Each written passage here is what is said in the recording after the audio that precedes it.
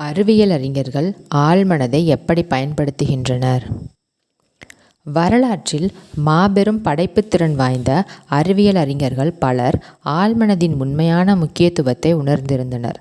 Edison, Marconi, Einstein மற்றும் பலர் தாங்கள் படைத்த மாபெரும் சாதனைகளுக்கு தேவையான உள்நோக்கையும் செய்நுட்ப அறிவையும் பெற ஆழ்மனதை பயன்படுத்தியுள்ளனர். ஆழ்மனதின் சக்தியை நடைமுறையில் செயல்படுத்தும் திறன் பெரும் அறிவியலாளர்களின் வெற்றியை தீர்மானிக்கும் மிக முக்கியமான ஒரு காரணி. இதற்கான மிக அற்புதமான எடுத்துக்காட்டுகளில் ஒன்று பிரபலமான வேதியியல் வல்லுநர் ஃப்ரைட்ரிஷ் வான் ஸ்ட்ராட்டனிட்ஸின் வாழ்க்கையில் காணப்படுகிறது. அவர் பென்சீன் என்னும் ஹைட்ரோ கார்பனின் வேதியியல் அமைப்பை புரிந்து கொள்ள நீண்ட காலமாக போராடி கொண்டிருந்தார். இச்சேர்மத்தில் 6 கார்பன் அணுக்களும் 6 ஹைட்ரஜன் அணுக்களும் உள்ளன. ஸ்ட்ராட்டனிட்ஸ் இப்பிரச்சனையால் தொடர்ந்து குழப்பத்தில் இருந்தார். அவருடைய அனைத்து முயற்சிகளும் எந்த முடிவுக்கும் இட்டு செல்லாதது போல் அவருக்கு தோன்றியது. புதிரை சமாளிக்க முடியாமல் களைத்து முழுவதுமாக சோர்வடைந்த ஸ்ட்ராட்டனிட்ஸ் பிரச்சனையை தன் ஆழ்மனதிடம் ஒட்டுமொத்தமாக ஒப்படைத்தார். அதன் பிறகு சிறிது காலத்திற்குள்ளாக அவர் ஒரு லண்டன் பேருந்தில் ஏறவிருந்த சமயத்தில் அவருடைய ஆழ்மனம் அவருடைய வெளிமனதிற்கு ஒரு திடீர் யோசனையை வழங்கியது. தன் வாளை தன் வாயில் கவ்வியபடி ஒரு வளையத்திற்குள் சுற்றி கொண்டிருந்த ஒரு பாம்பின் உருவம் அவருக்கு தோன்றியது. அவருடைய ஆழ்மனதிலிருந்து வந்த இச்செய்தி அவர் தன் ஆய்வை வேறொரு திசையில் எடுத்துச் செல்ல அவரை ஊக்குவித்தது. விரைவில் அவர் நீண்ட காலமாக தேடிக்கொண்டிருந்த விடை அவருக்கு கிடைத்தது. அதுதான் பென்சீன் வளையம் என்று அழைக்கப்படும் அணுக்களின் வட்ட வடிவ அமைப்பு. ஒரு புகழ்பெற்ற அறிவியல் அறிஞர் தன் கண்டுபிடிப்புகளை நிகழ்த்தியது எப்படி? மின்துறையில் ஓர் வியப்பூட்டும் முன்னோடி நிக்கோலா டெஸ்லா. அறிவியல் அருங்காட்சியகங்களில் பார்வைக்காக வைக்கப்பட்டிருக்கும் எப்போதும் குழந்தைகளின் மனதை கொள்ளை கொள்ளும் டெஸ்லா சுருள் அவரது பல கண்டுபிடிப்புகளில் ஒன்றுதான். இது மின்சக்தியூட்டப்பட்ட ஒரு உலோக உருண்டை. அதை ஒருவர் தொடும்போது அதிலுள்ள நிலை மின்சாரம் அவருடைய தலைமுடியை செங்குத்தாக நிற்கச் செய்யும். ஒளிபரப்பு ஆற்றல் கொள்கையையும் டெஸ்லா பரிசோதித்து பார்த்தார். இத்தளங்களில் அவரது கருத்துக்கள் இன்றும் புரட்சிகரமானவையாக கருதப்படுகின்றன. ஆழ்மனதின் சக்தியில் உறுதியான நம்பிக்கை கொண்டு அதை பயன்படுத்தியவர் டெஸ்லா. ஒரு புதிய கண்டுபிடிப்பு அல்லது ஆய்விற்கான யோசனை அவருக்கு வரும்போதெல்லாம் அவர் அதை தன் கற்பனையில் உருவாக்கி அதை தன் ஆழ்மனதிடம் ஒப்படைத்து விடுவார். அந்த யோசனை நிலையான வடிவம் பெறுவதற்கு தேவையான அனைத்து பாகங்களையும் தன் ஆழ்மனம் மறுகட்டமைப்பு செய்து வெளிமனதிடம் வெளிப்படுத்தும் என்பதை அவர் அறிந்திருந்தார். அவர் குறைகளை சரிபார்ப்பதில் தன் நேரத்தை விரயம் செய்யவில்லை. மாறாக சம்பவிக்கக்கூடிய ஒவ்வொரு மேம்பாட்டையும் பற்றி அவர் ஆழ்ந்து யோசித்து கொண்டிருந்தார். அவர் தன்னுடன் வேலை பார்த்து வந்த தொழில்நுட்ப வல்லுநர்களிடம் தன் மனதில் வடித்து வைத்திருக்கும் கச்சிதமான இறுதிப் பொருளை தெரிவிக்கும் திறமையை பெற்றிருந்தார். ஒரு பேட்டியில் அவர், என் கருவி என் கற்பனையிலிருந்து சிறிது கூட மாறாமல் நான் நினைத்தபடியே வேலை செய்கிறது. 20 வருடங்களில் ஒரு விதிவிலக்கு கூட இருந்ததில்லை என்று கூறினார். ஒரு பிரபல இயற்கையியலாளர் தன் பிரச்சினைக்கு தீர்வு கண்டது எப்படி? ஹார்வர்ட் பல்கலைக்கழகத்தைச் சேர்ந்த பேராசிரியர் லூயி அகாசிஸ் 19ஆம் நூற்றாண்டின் மிக பிரபலமான அமெரிக்க இயற்கையியலாளர்களில் ஒருவர். அவர் தன் ஆழ்மனதின் மாபெரும் சக்திகளை தன் தூக்கத்தில் கண்டறிந்தார்.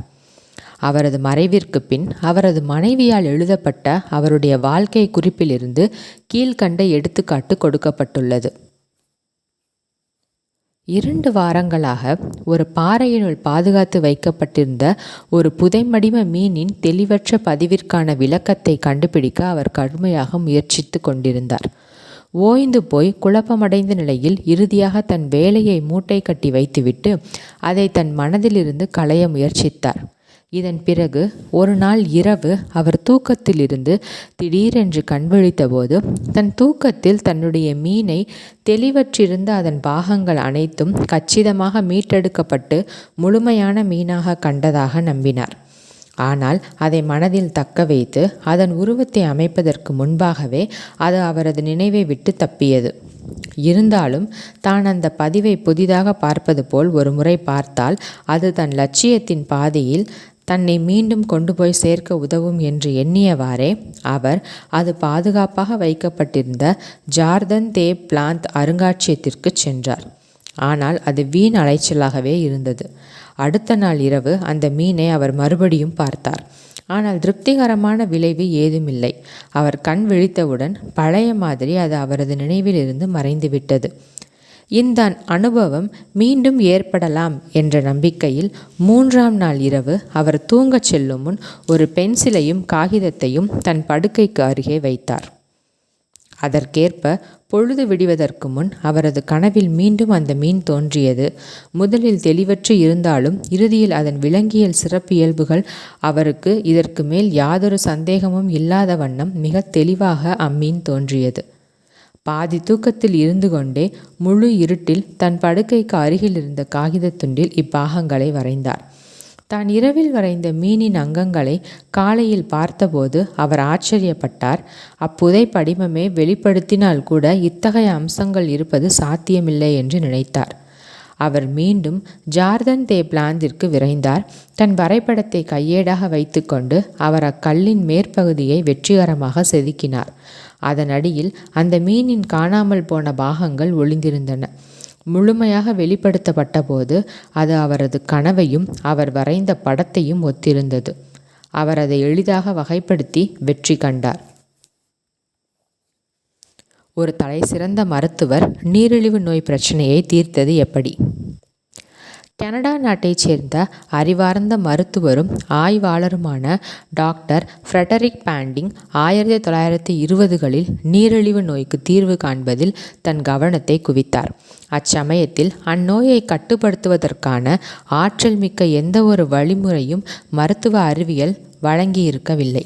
இவ்விஷயம் குறித்த சர்வதேச நூல்களை படிப்பதிலும் அவற்றை பரிசோதிப்பதிலும் டாக்டர் பாண்டிங் கணிசமான நேரத்தை செலவிட்டார். ஆனால் அவர் ஆராய்ந்த பாதைகள் எதுவும் எந்த முடிவுக்கும் அவரை இட்டு செல்லவில்லை. ஒரு நாள் இரவு நீண்ட நேர ஆய்வுகளுக்கு பின் களைத்து போய் அவர் தூங்கச் சென்றார். அவர் தூங்கிக் கொண்டிருந்த போது அவரது ஆழ்மனம் நாய்களின் உருக்குலைந்த கணைய நாளத்திலிருந்து எஞ்சியதை பிரித்தெடுக்குமாறு அவருக்கு அறிவுறுத்தியது. இந்த உத்வேகம் எண்ணற்ற லட்சக்கணக்கான மக்களுக்கு இன்றும் உதவியளித்து வரும் இன்சுலினை கண்டறிய அவருக்கு வழிகாட்டியது. டாக்டர் பாண்டிங் இப்பிரச்சனை குறித்து சில காலமாக வெளிமனதில் விழிப்புணர்வுடன் இருந்து வந்துள்ளதையும் பிரச்சனைக்கான தீர்வு அல்லது அதிலிருந்து விடுபட ஒரு வழியை தேடி வந்துள்ளதையும் நீங்கள் கவனித்திருப்பீர்கள். அவரது ஆழ்மனம் அதற்கேற்ப செயல்விடை அளித்தது. உங்களும் விடை ஒரே இரவில் கிடைத்துவிடும் என்ற கட்டாயமில்லை. விடை சில சமயம் கொஞ்ச காலம் வராமல் இருக்கக்கூடும். மனதை தளர விடாதீர்கள். ஒவ்வொரு இரவும் உறங்கச் செல்வதற்கு முன் நீங்கள் இதற்கு முன் ஒருபோதும் செய்திராதது போன்று அப்பிரச்சனையை உங்கள் ஆழ்மனதிடம் ஒப்படைத்து கொண்டே இருங்கள். ஒரு தீர்வு வருவதில் அதிகமான தாமதத்தை நீங்கள் அனுபவிக்கிறீர்கள் என்றால் ஒருவேளை நீங்கள் உங்கள் ஆழ்மனதிடம் அளிக்கும் கேள்வி மிக முக்கியமான ஒன்று, அது தீர்வதற்கு நீண்ட காலமாகும் என்று நீங்களாகவே நினைத்து கொண்டிருப்பது ஒரு காரணமாக இருக்கக்கூடும். இது ஒன்றும் ஆச்சரியப்படுத்தும் விஷயமல்ல. வழக்கமாக நம் பிரச்சனைகள் கடினமானவை என்று நம்புவதற்கு நாம் தூண்டப்படுகிறோம். அவை கடினமானவையாக இல்லை என்றால் அவை பிரச்சனைகளாகவே இருக்க முடியாது. ஆனாலும் இதில் ஒரு தவறு உள்ளது. உங்கள் ஆழ்மனதிற்கு நேரமோ வெளியோ கிடையாது. பெரிது சிறிது என்ற பாகுபாடும் கிடையாது. விடை இப்போது உங்களிடம் உள்ளது என்ற நம்பிக்கையுடன் உறங்கச் செல்லுங்கள். எதிர்காலத்தில் வருவதற்காக விடை காத்திருக்க வேண்டும் என்று பிரகடனப்படுத்தாதீர்கள். கண்டிப்பாக கிடைக்கும் என்ற விசுவாசத்துடன் இருங்கள். சோவியத் வதை முகாமிலிருந்து ஓர் அறிவியல் அறிஞர் தப்பியது எப்படி? 2ஆம் உலகப் போரின் போது டாக்டர் லோதர் வான் பிளங்க்ஷ்மிட் என்னும் தலைசிறந்த மின்னணு பொறியியல் வல்லுனர் சோவியத் துறை முகாமில் அடைக்கப்பட்டார். தான் உயிரோடு இருந்ததற்கும் இறுதியில் விடுதலை பெற்று தப்பித்ததற்கும் காரணம் தன் ஆழ்மனதின் சக்திதான் என்று அவர் அதற்கு புகழாரம் சூட்டினார். நான் ரஷ்யாவில் உள்ள ஒரு நிலக்கரி சுரங்கத்தில் போர்க்கைதியாக இருந்தேன். அச்சிறை வளாகத்தில் என்னை சுற்றி பலர் மடிந்து கொண்டிருந்ததை நான் கண்டேன். மிருகத்தனமான காவலர்களாலும் ஆணவம் பிடித்த அதிகாரிகளாலும் கூர்மையாக வேகமாக சிந்திக்கும் உயர் அதிகாரிகளாலும் நாங்கள் கண்காணிக்கப்பட்டோம். ஒரு சிறு மருத்துவ பரிசோதனைக்கு பிறகு ஒவ்வொருவருக்கும் ஒரு குறிப்பிட்ட அளவு நிலக்கரி உடைப்பதற்காக வழங்கப்பட்டது. என்னுடைய பங்கு நாளொன்றுக்கு 300 பவுண்ட். ஒருவேளை யாரேனும் தங்கள் பங்கை நிறைவேற்றவில்லை என்றால் அவருக்கு வழங்கப்பட்ட சிறு உணவு பங்கிலிருந்து ஒரு பகுதி குறைக்கப்படும். சிறிது காலத்திற்குள் அவர் கல்லறையில் ஓய்வெடுத்து கொண்டிருப்பார். நான் தப்பிப்பதில் என்னுடைய கவனத்தை குவிக்க துவங்கினேன். என் ஆழ்மனம் எப்படியாவது ஒரு வழியை கண்டுபிடிக்கும் என்பதை நான் அறிந்திருந்தேன். ஜெர்மனியிலிருந்த என் வீடு நாசமாக்கப்பட்டது. என் குடும்பம் ஒட்டுமொத்தமாக அழித்தொழிக்கப்பட்டது. என் எல்லா நண்பர்களும் முன்னாள் கூட்டாளிகளும் போரில் கொல்லப்பட்டனர் அல்லது வதை முகாம்களில் இருந்தனர்.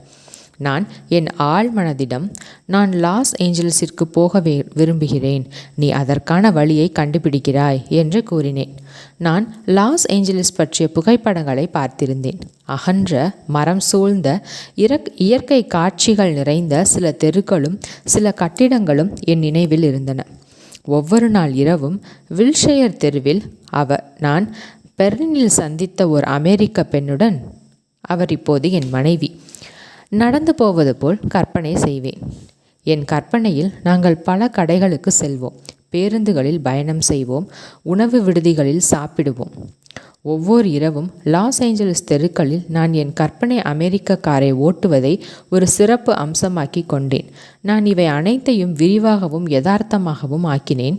என் மனதில் இருந்த இப்படங்கள் சிறைக்கு வெளியில் இருக்கும் மரங்களைப் போல் நிஜமானதாகவும் இயற்கையாகவும் எனக்கு தோன்றின. தினசரி காலையில் கைதிகள் அனைவரும் வரிசையாக நிறுத்தப்பட்டு காவலரால் எண்ணப்படுவார்கள். அவர் 1, 2, 3 என்று வரிசையாக அழைப்பார். 17 என்று அழைத்தபோது நான் வந்து நின்றேன். அது என் வரிசை எண். இதற்கிடையில் அக்காவலரை ஓரிரு நிமிடங்களுக்கு யாரோ அழைத்தனர். அவர் திரும்பி வந்தபோது தவறுதலாக எனக்கு அடுத்து நின்றவரை 17 என்று எண்ணத் தொடங்கினார். இருமுறை ஒரே எண்ணை கூறியதால் குழுவின் எண்ணிக்கையில் ஒன்று குறைவாக கணக்கிடப்பட்டது. நான் ஒளிந்து கொண்டேன். மாலையில் அக்குழு திரும்பி வந்தபோது மீண்டும் எண்ணப்பட்டது. எண்ணிக்கையில் மாற்றம் இல்லாததால் நான் இல்லாததை அவர்கள் கவனிக்கவில்லை. பின்னர் யாரும் என்னை கண்டுபிடிக்காதவாறு நான் முகாமை விட்டு வெளியேறினேன்.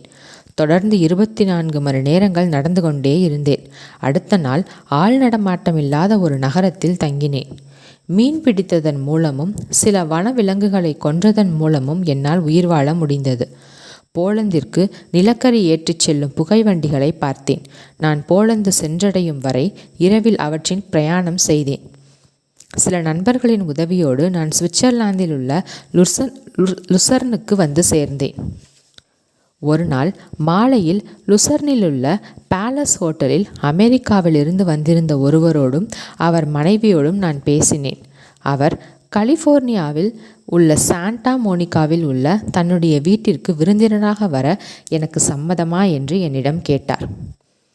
நான் அதை ஏற்றுக்கொண்டு லாஸ் ஏஞ்சல்ஸ் வந்தடைந்த போது அவர்களுடைய ஓட்டுநர் என்னை வில்ஷயர் தெரு வழியாகவும் ரஷ்யாவின் நிலக்கரி சுரங்கத்தில் கழித்த நீண்ட மாதங்களில் நான் விலாவாரியாக கற்பனை செய்திருந்த பல தெருக்களின் வழியாகவும் என்னை காரில் வைத்து ஓட்டிச் சென்றதை நான் கண்டேன். என் மனதில் நான் அடிக்கடி பார்த்த கட்டிடங்களை நான் அடையாளம் கண்டுகொண்டேன். நான் முன்பே லாஸ் ஏஞ்சல்ஸிற்கு வந்துள்ளது போல் தோன்றியது. நான் என் இலக்கை அடைந்து விட்டேன். ஆழ்மனதின் அற்புதங்கள் குறித்து வியப்பதை நான் ஒரு நாளும் நிறுத்த மாட்டேன். உண்மையில் அது நமக்கு தெரியாத வழிகளை கொண்டுள்ளது. தொல்பொருள் ஆய்வாளர்கள் பண்டைய காட்சிகளை மறுகட்டமைப்பு செய்வது எப்படி? நம் இனங்களின் அனைத்து வரலாற்று நிகழ்வுகளை பற்றிய நினைவும் உங்கள் ஆழ்மனதிடம் உள்ளது. பண்டைய சிதைவுகளையும் முந்தைய கலாச்சாரங்களால் விட்டு செல்லப்பட்ட எண்ணற்ற தொல்பொருட்களையும் படிக்கும் தொல்பொருள் ஆய்வாளர்கள் தங்கள் வேலையில் தங்கள் கற்பனை கண்ணோட்டத்தை அற்புதமாக பயன்படுத்த முடியும். பண்டைய காட்சிகளை மறுநிர்மாணம் செய்வதில் அவர்களுடைய ஆழ்மனம் அவர்களுக்கு உதவுகிறது. மறைந்து போன கடந்த காலம் மீண்டும் ஒருமுறை உயிர்த்தெழுகிறது. இப்பண்டைய கட்டிடங்களின் துகள்களை பார்ப்பதன் மூலமாகவும் முந்தைய நாகரிகங்களின் மட்கலன்கள், சிலைகள், கருவிகள் மற்றும் வீட்டு உபயோக பாத்திரங்கள் ஆகியவற்றை படிப்பதன் மூலமாகவும் பிரபஞ்ச மனதின் பொதுவான கருத்து வங்கிகள் வாயிலாக இப்பொருட்கள் எப்படி, எப்போது, ஏன் உருவாக்கப்பட்டன என்பதை அறிவியல் அறிஞர்களால் அறிந்து கொள்ள முடிகிறது. அறிவியல் அறிஞர்களின் கூர்ந்த கவனமும் ஒழுங்குபடுத்தப்பட்ட கற்பனையும் ஆழ்மனதில் மறைந்திருக்கும் சக்திகளுக்கு விழிப்பூட்டுகின்றன. இது பண்டைய அமைப்புகளுக்கு கூரை வேய்வதற்கும் அவற்றை சுற்றிலும் தோட்டங்கள், குளங்கள் மற்றும் ஊற்றுகளை அமைப்பதற்குமான திறமையை அவர்களுக்கு வழங்குகிறது. கண்கள், தசைநான்கள் மற்றும் தசைகள் ஆகியவற்றால் புதைப்படிமத்தின் எச்சங்கள் அலங்கரிக்கப்பட்டு அவை மீண்டும் நடக்கவும் பேசவும் செய்கின்றன. கடந்த காலம் உயிர்த்தெழுந்து நிகழ்காலமாக மாறுகின்றது. நம் ஆழ்மனதில் நேரமோ வெளியோ இல்லை என்பதை நாம் அறிகிறோம். ஒழுங்குபடுத்தப்பட்ட, கட்டுப்படுத்தப்பட்ட, வழிநடத்தப்பட்ட கற்பனை மூலம் நீங்கள் எல்லா காலங்களிலும் நிலைத்து நிற்கும் அறிவியல் பூர்வமான, ஊக்கப்படுத்தப்பட்ட சிந்தனையாளர்களின் சக தோழராகலாம். உங்கள் ஆழ்மனதிடமிருந்து வழிகாட்டுதலை பெறுவது எப்படி? நீங்கள் கடினமானது என்று நினைக்கும் ஒரு முடிவை எடுக்க வேண்டியிருக்கும் போது, அல்லது உங்களுடைய பிரச்சனைக்கான தீர்வை நீங்கள் பார்க்க முடியாமல் போகும்போது உடனே அதை பற்றி ஆக்கப்பூர்வமாக சிந்திக்க துவங்குங்கள். நீங்கள் பயமோ கவலையோ கொண்டிருந்தால் உண்மையில் நீங்கள் சிந்தித்து கொண்டிருக்கவில்லை என்றுதான் பொருள். ஏனெனில் உண்மையான சிந்தனையில் பயத்திற்கு இடமில்லை. எந்த ஒரு விஷயம் குறித்தும் வழிகாட்டுதலை பெறுவதற்கான ஒரு எளிய உத்தி இங்கே கொடுக்கப்பட்டுள்ளது. இதை கீழ்கண்ட வரிசைப்படி செய்யவும். மனதை அமைதிப்படுத்தி உடலை அசைவின்றி வைத்திடுங்கள். உங்கள் உடலை ஆசுவாசப்படுத்தி கொள்ளுங்கள். அது உங்களுக்கு கட்டுப்பட வேண்டும். அதற்கு விருப்பமோ, முனைப்போ அல்லது தன்னிலை உணர்ந்த பேரறிவோ கிடையாது. உங்கள் கவனத்தை ஒன்று திரட்டுங்கள். உங்கள் எண்ணத்தை உங்கள் பிரச்சனைக்கான தீர்வில் குவியுங்கள். அதை உங்கள் வெளிமனதால் தீர்க்க முயலுங்கள். கச்சிதமான தீர்வு குறித்து எவ்வளவு மகிழ்ச்சியாக இருப்பீர்கள் என்று எண்ணி பாருங்கள். கச்சிதமான விடை உங்களிடம் இப்போது இருந்தால் எப்படி உணர்வீர்கள் என்பதை கற்பனையில் உணர்ந்து பாருங்கள். உங்கள் மனதை இந்த மகிழ்ச்சியான திருப்திகரமான நிலையில் ஓய்வாக நீந்த விடுங்கள். பிறகு தூங்கிவிடுங்கள். நீங்கள் கண் விழிக்கும் போது உங்களிடம் விடை இல்லை என்றால் வேறு ஏதேனும் ஒன்றில் சுறுசுறுப்பாக இருங்கள். வேறு ஏதேனும் ஒன்றில் நினைவாக இருக்கும்போது அந்த விடை உங்கள் மனதிற்குள் கண்டிப்பாக எட்டி பார்க்கும். ஆழ்மனதிலிருந்து வழிகாட்டுதல் பெறுவதற்கு எளிய வழிதான் சிறந்தது. இங்கு அதற்கான ஒரு விளக்கம் கொடுக்கப்பட்டுள்ளது. ஒருமுறை நான் என் குடும்ப சொத்தான ஒரு விலையுயர்ந்த மோதிரத்தை தொலைத்து விட்டேன். எல்லா இடங்களிலும் தேடி பார்த்தும் எங்கும் கிடைக்கவில்லை. அந்த இழப்பால் நான் கவலைப்பட்டேன், வேதனைப்பட்டேன். அன்றிரவு நான் பிற மனிதர்களிடம் பேசும் அதே முறையில் என் ஆழ்மனதிடம் பேசினேன். தூங்குவதற்கு முன்பு நான் அதனிடம், உனக்கு எல்லாம் தெரியும், அந்த மோதிரம் எங்கு இருக்கிறது என்று உனக்கு தெரியும், நீ அது எங்கே இருக்கிறது என்பதை எனக்கு தெரிவிக்கிறாய் என்று கூறினேன். காலையில் ராபர்ட்டை கேள் என்ற வார்த்தைகள் என் காதுகளில் ரீங்காரமிட நான் திடீரென்று விழித்தெழுந்தேன். இது எனக்கு மிகவும் வினோதமாக இருந்தது. என் நினைவுக்கு வந்த ஒரே ராபர்ட் என் அடுத்த வீட்டுக்காரரின் 9 வயது பையன்தான். என் மோதிரம் இருக்கும் இடம் பற்றி அவனுக்கு ஏன் தெரிந்திருக்க வேண்டும்? ஆனாலும் என் உள்ளுணர்வின் குரலை நான் அலட்சியப்படுத்த விரும்பவில்லை. நான் ராபர்ட்டை அவனுடைய வீட்டு முற்றத்தில் பார்த்தேன். அந்த மோதிரத்தை பற்றி அவனிடம் கூறிவிட்டு, நீ அதை பார்த்தாயா என்று கேட்டேன். ஆமாம், தோட்டத்தில் விளையாடி கொண்டிருக்கும்போது நான் அதை அந்த புதர்களில் பார்த்தேன். அது யாருடையது என்று எனக்கு தெரியவில்லை. அதனால் அதை உள்ளே எடுத்து வந்து என் மேஜையில் வைத்தேன். நான் அதை பற்றி ஒரு அறிவிப்பு பலகை வைக்கலாம் என்று இருந்தேன். ஆனால் மறந்துவிட்டேன் என்று அவன் பதிலளித்தான். நீங்கள் உங்கள் ஆழ்மனதை நம்பினால் அது உங்களுக்கு எப்பொழுதும் விடையளிக்கும். தன் தந்தையின் உயில் இருக்கும் இடத்தை அவரது ஆழ்மனம் அவரிடம் வெளிப்படுத்தியது. ஹியூகோ என்ற இளைஞர் லாஸ் ஏஞ்சல்ஸில் என் சொற்பொழிவுகளுக்கு வந்திருந்தார். ஆழ்மனதின் சக்தியுடன் தனக்கு ஏற்பட்ட அனுபவத்தை அவர் என்னிடம் கூறினார். அவரது தந்தை திடீரென்று காலமானார். உயிர் ஏதும் எழுதிவிட்டு சென்றதாக தெரியவில்லை. ஆனால் முன்பொரு முறை தான் உயில் ஒன்றை எழுதி கொண்டிருப்பதாகவும் அதை தன்னால் இயன்ற அளவு அனைவருக்கும் நியாயமாக இருக்குமாறு அமைத்திருப்பதாகவும் தந்தை தன்னிடம் கூறியதாக அவரது சகோதரி அவரிடம் தெரிவித்தாள். காலம் சென்ற தன் தந்தை உயிலேதும் விட்டு செல்லாமல் போயிருந்தால் மாநிலத்தால் ஏற்படுத்தப்பட்ட விதிகளுக்கு ஏற்ப சொத்துக்கள் பிரிக்கப்படும் என்பதை ஹியூகோ உணர்ந்தார். இது அவர்களுடைய தந்தையின் விருப்பங்களுக்கு ஏற்ப அமையாது போல் இருந்தது. மேலும் சட்டத்திற்கான கட்டணங்கள் சொத்தில் பாதியை விழுங்கிவிடும். அவரும் அவனது சகோதரியும் எல்லா இடங்களில் தேடி பார்த்தும் அவர்களால் உயிலை கண்டுபிடிக்க முடியவில்லை. உண்மையிலேயே உயில் இருக்கிறதா என்று அவர்கள் வியக்கத் துவங்கினர். ஆழ்மனதை உபயோகிப்பது பற்றி தான் கற்றிருந்ததை ஹியூகோ நினைவு கூர்ந்தார். தூங்கப்போவதற்கு முன் அவர், நான் இப்போது இந்த விண்ணப்பத்தை ஆழ்மனதிடம் ஒப்படைக்கிறேன். என் தந்தையின் உயில் எங்குள்ளது என்று அதற்கு தெரியும். அது என்னிடம் அதை வெளிப்படுத்துகிறது என்று கூறி தன் ஆழ்மனதுடன் பேசினார். பின் தன் விண்ணப்பத்தை பதில் என்ற ஒரே வார்த்தையாக சுருக்கினார். அதை ஒரு தாலாட்டை போல மீண்டும் மீண்டும் கூறினார். பதில் என்ற வார்த்தை தன் மனதில் எதிரொலித்து கொண்டிருக்க அவர் தூங்கி போனார். அடுத்த நாள் காலையில் லாஸ் ஏஞ்சல்ஸின் வணிக மையத்தில் உள்ள ஒரு குறிப்பிட்ட வங்கி கிளைக்கு சென்று பார்க்க வேண்டும் என்று மாபெரும் உந்துதலுடன் எழுந்தார். அவர் இதை பற்றி எண்ணி வியந்தார். அவருடைய தந்தை இதை பற்றி எப்போதாவது குறிப்பிட்டதை அவர் கேட்டிருந்தாரா? அவருடைய தந்தையின் தபாலில் இந்த வங்கியிலிருந்து வந்திருந்த ஏதேனும் ஒரு கடிதத்தை அவர் பார்த்திருந்தாரா? அவருக்கு தெரியவில்லை. ஆனால் இந்த உள்ளுணர்வை கண்டிப்பாக பின்தொடர்ந்து பார்த்தாக வேண்டும் என்று மட்டும் அறிந்திருந்தார். அன்று காலை அந்த வங்கிக்கு சென்றார். இறுதியில் காலம் சென்ற தன் தந்தையின் பெயரில் ஒரு பாதுகாப்பு பெட்டி இருப்பதை வங்கி அதிகாரி ஒருவர் உறுதிப்படுத்தினார். அப்பெட்டியை திறந்தபோது அவர் தேடிக்கொண்டிருந்த உயில் அதற்குள் இருந்தது கண்டுபிடிக்கப்பட்டது. நீங்கள் தூங்கச் செல்லும்போது உங்கள் எண்ணம் உங்களுக்குள் இருக்கும் மறைவான சக்தியை தூண்டிவிடும். உங்கள் வீட்டை விற்கலாமா வேண்டாமா, ஒரு குறிப்பிட்ட பங்கை வாங்குவதா இல்லையா, ஒரு கூட்டு வியாபாரத்திலிருந்து விலகுவதா கூடாதா, நியூயார்க்கிற்கு குடிபெயரவா அல்லது லாஸ் ஏஞ்சல்ஸ்லேயே தங்கிவிடவா, தற்போதைய ஒப்பந்தத்தை முடித்து கொள்வதா அல்லது புதிய ஒன்றை எடுத்துக்கொள்வதா என்று ஒருவேளை நீங்கள் வியந்து கொண்டிருக்கலாம்.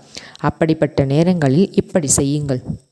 உங்கள் அலுவலகத்தில் உள்ள சாய்வு நாற்காலியில் அல்லது மேஜை அருகில் அமைதியாக உட்காருங்கள். காரணம் மற்றும் விளைவு என்ற பிரபஞ்ச விதி உள்ளது என்பதை நினைவில் கொள்ளுங்கள். உங்கள் எண்ணம்தான் காரணம். உங்கள் ஆழ்மனதிடமிருந்து வரும் செயல் விடைதான் விளைவு. ஆழ்மனம் எதிர்வினையாற்றக்கூடியது, புற தூண்டுதல் கொண்டு தானே இயங்கக்கூடியது. அதுதான் அதன் இயல்பு. அது செயல் விடை அளிக்கும், பரிசுகளை வழங்கும், உங்கள் பங்கை திரும்ப கொண்டு வரும். நீங்கள் சரியான நடவடிக்கை குறித்து ஆழ்ந்து சிந்தித்து கொண்டிருக்கும் போது உங்களுக்குள் தானாகவே செயல்விடை கிடைக்கும். அது உங்கள் ஆழ்மனதின் வழிகாட்டுதல் அல்லது விடையை குறிப்பதாக இருக்கும். வழிகாட்டுதலை நாடும்போது நீங்கள் வெறுமனே சரியான நடவடிக்கை குறித்து அமைதியாக சிந்திக்கிறீர்கள். அதாவது உங்கள் ஆழ்மனம் உங்களை பயன்படுத்த துவங்கும் நிலையை எட்டும் அளவிற்கு நீங்கள் உங்கள் ஆழ்மனதிற்குள் குடிகொண்டிருக்கும் முடிவில்லா பேரறிவை பயன்படுத்தி கொண்டிருக்கிறீர்கள் என்பது இதன் பொருள். அதன்பின் உங்கள் நடவடிக்கைகள் அனைத்தும் உங்களுக்குள் இருக்கும் எல்லாம் அறிந்த சர்வ வல்லமை படைத்த உணர்வுபூர்வமான ஞானத்தால் இயக்கப்பட்டு கட்டுப்படுத்தப்படுகின்றன. உங்கள் முடிவு சரியானதாகவே இருக்கும். அங்கு சரியான நடவடிக்கை மட்டுமே இருக்கும். வழிகாட்டுதலின் ரகசியம். வழிகாட்டுதலின் ரகசியம் என்பது அதற்கான செயல் விடையை நீங்கள் உங்களுக்குள் கண்டுபிடிப்பது வரை சரியான விடைக்காக மனப்பூர்வமாக உங்களையே நீங்கள் அர்ப்பணிப்பதுதான்.